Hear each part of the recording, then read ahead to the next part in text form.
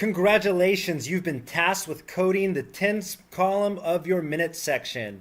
It's going to be your responsibility to make sure that once 60 minutes has happened in your clock, boom, your minutes will regroup into 1 hour.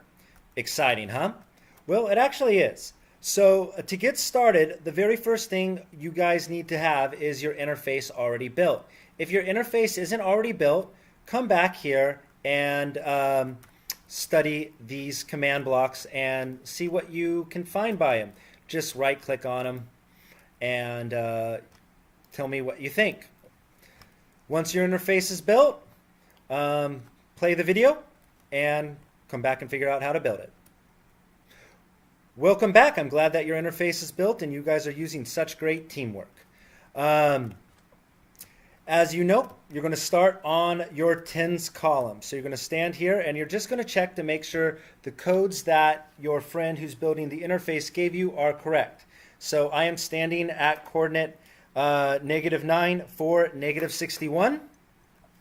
And the 10's column is going to regroup when the 6th block of hand, so it's going to go 10, 20, 30, 40, 50, and when 60 happens, everything's going to disappear. So we're going to test for sand right here. So break that sand, stand on it, and write down the coordinate -9, 9, -61. Or your coordinate will be different than mine. Okay, once you got your coordinates, grab a command block. If you don't know how to get a command block, just simply hit /give@p, start to spell command block, COMM, then you hit tab, enter, voila, you have a command block. Click your command block on the ground and right click to open it. And we want our command block to test for a sand block, so we're going to just tell it to test for block. That's the code to test for a block. Where are we going to test for a block? Well, we're going to test for a block on -9, 9, -61. And what block are we testing for? We are testing for sand. Then put that in. After that, you notice that this was a beige command block or an impulse command block. As it's set right now, it will only activate once it hits with redstone. But we want this command block going on all the time, so we're switching it to repeat command block. So right now it's going test for sand, test for sand, test for sand, test for sand. Every second it's testing for sand. And then we need it to be on always active because it always needs to be checking for that sand. So there we have it. Now we're going to need to make it have a signal. So grab a comparator, a redstone comparator, place it behind it, and a repeater.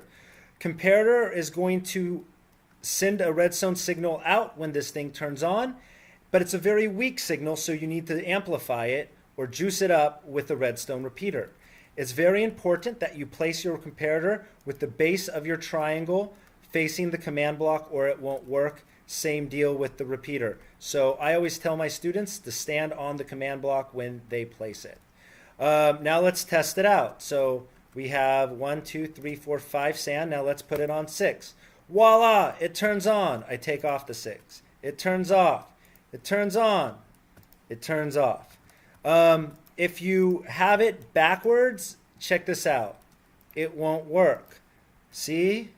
So make sure you pay attention to how you place your comparator. So once again, repeat always active command block, test for command with your sand, comparator, repeater. Build that and come back to me. Now that your test for sand blocks work properly, let's build the next section of the code, the clear. So once this is on, it's going to clear all the sand below it. So to do this the easy way, I'm going to quickly pause my game and pull up a place where I can write on.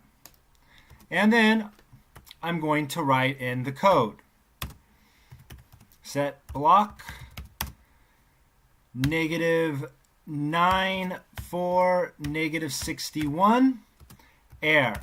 So that's the bottom block on our set of sand stacks in the 10's column. That's the bottom one. I'm going to hit resume game. Now that I got it copied, I'm going to grab a command block. I'm going to Control V and put that in there. Then I'm going to go to the next one. I'm going to copy and paste it in there.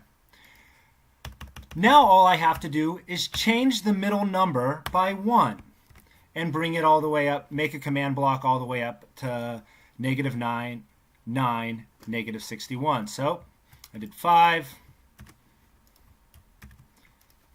Now I'm going to do 6.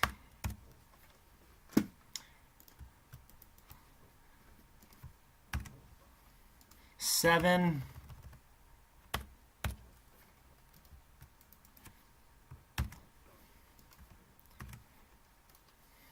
8. And last but not least, 9.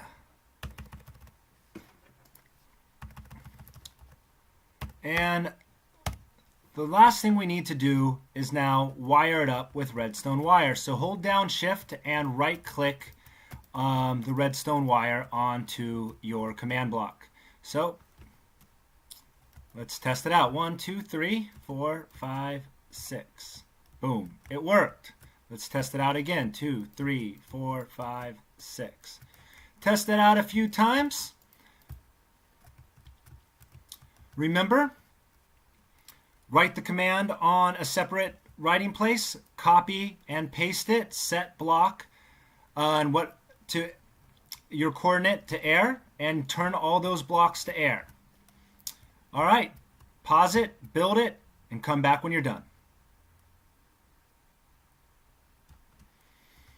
Okay, now that your 10's column can disappear once it hits 60 or 6 blocks up, 6 blocks of sand, you're going to need to drop a sand block on the hours column.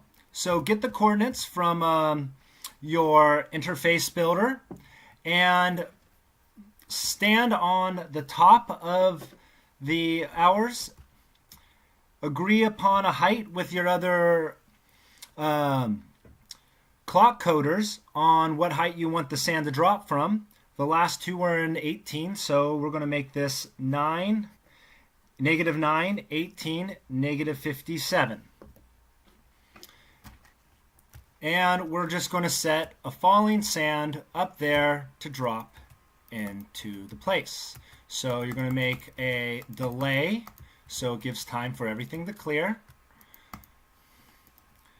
Put back in your set block command and edit it to say a height of 18, and we're going to go over to -57, and we're going to replace the air that is there with the sand block. Now let's see what happens when we test it.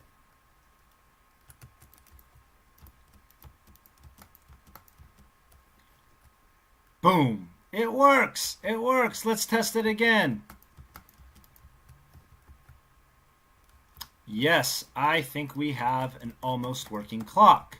If for some reason there are leftover blocks down here, go talk to your 1's column people and your 12 and your hours column people and see how they handled that problem. So pause the video and build out your drop section.